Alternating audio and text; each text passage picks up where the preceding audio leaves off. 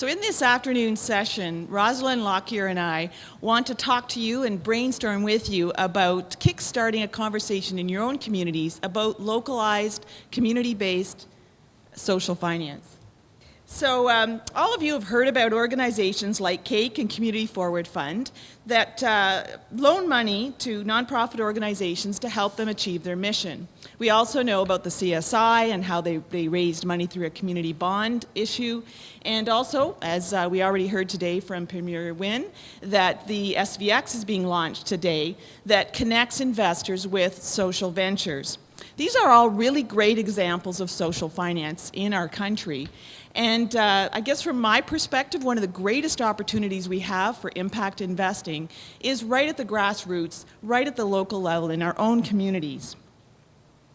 So in London, Ontario, we were asking ourselves, how can we collectively create an appetite for community-based investing, both in the mind of our local investors and also within the circles of those organizations that are doing such great work, like all of you are here today, to eradicate poverty, reduce social exclusion, create healthy eating habits, and a host of other needs that our communities have.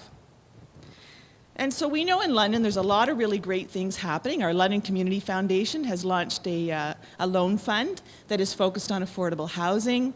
Our pillar nonprofit has been running a social enterprise for sustainable communities initiative where we're supporting social enterprises. And within that project, we've been doing a lot of work to source out when social enterprises are ready to go to scale, where are we going to find the capital to help them to achieve the results that they want. So we realized that there was an opportunity for some collective thinking and a collective model. And so this past January, we held a meeting where we invited, there were 35 people there from 12 different organizations across the nonprofit, business, and local government sectors. And we created this collaborative opportunity to sit and chat about how can we make social finance really happen in our own community. So at the end of this meeting, we decided that culture shift was probably our #1 priority. If we want to see more community-based finance, we're going to have to shake up London. We have to get them thinking differently.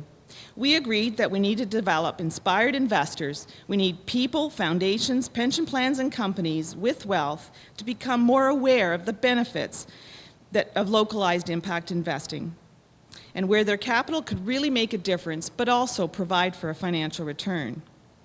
But on the other hand, we also needed to inspire groups with really good ideas for addressing London's many issues, and we're willing to go out on a limb and borrow some money so that they can make their ideas take flight.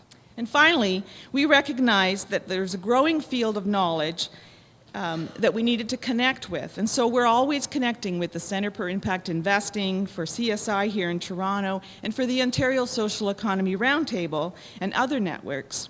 And this way we can keep our learning going and continue to move the industry forward through policy reform and other changes that are so necessary.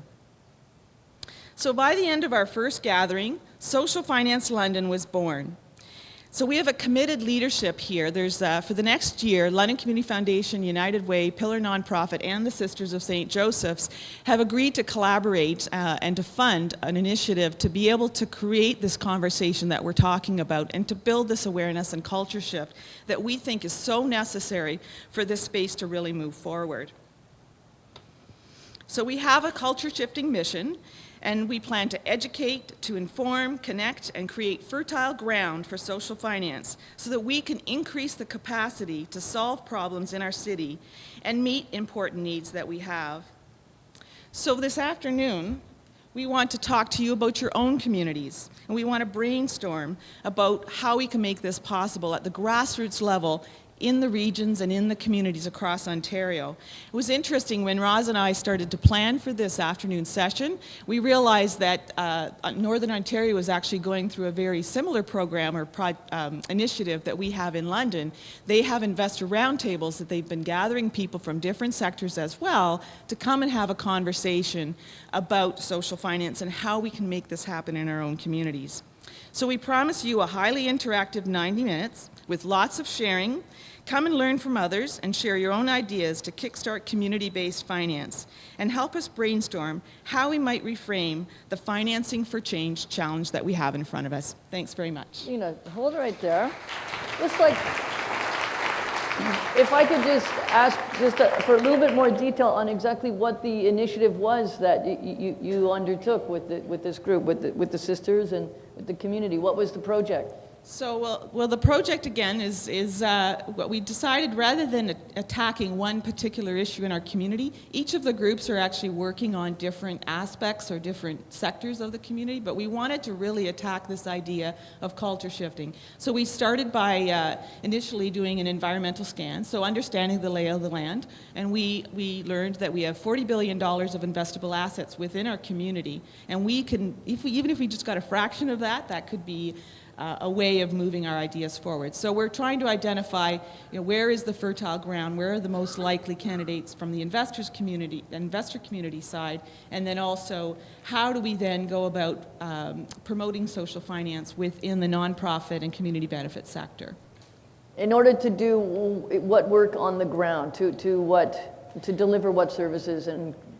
Well, it could be, again, poverty alleviation, job creation, the core mission. Supporting social enterprise so that they have capital that they need. Wow. So we're not trying to actually do the action items. Each of the organizations within our roundtable, because there's about 12 different organizations that are involved, to really move that conversation forward so that we can have more access to capital to solve our community's problems. Unlock the potential. Great. Yeah. Well, thanks a lot. And if you need to know more, there's an afternoon session. So thank you very much, Lina. Thanks, Dean.